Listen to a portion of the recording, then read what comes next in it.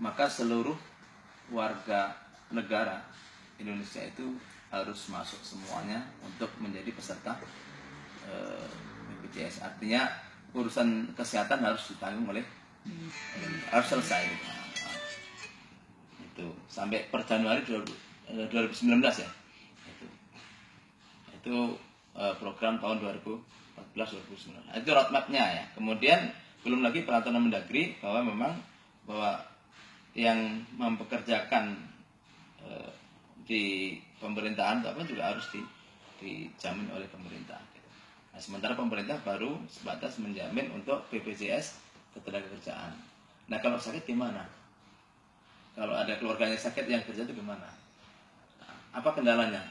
Saya kira penting buat pemerintah Kota Metro untuk memberikan kesejahteraan pelayanan kepada masyarakat. Oke lah, gaji mereka saat ini belum sampai kepada UMK ya, sampai yang sekitar hampir 2 juta itu.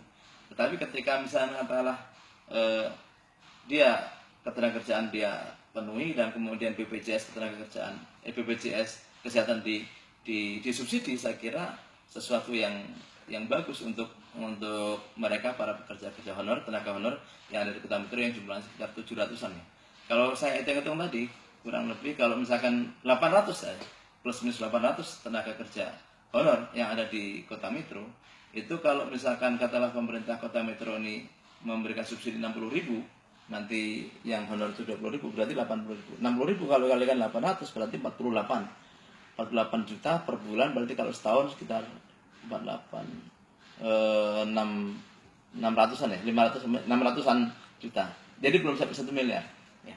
Saya kira suatu hal yang sangat mungkin salah satu solusi ya. Ada solusinya. Kalau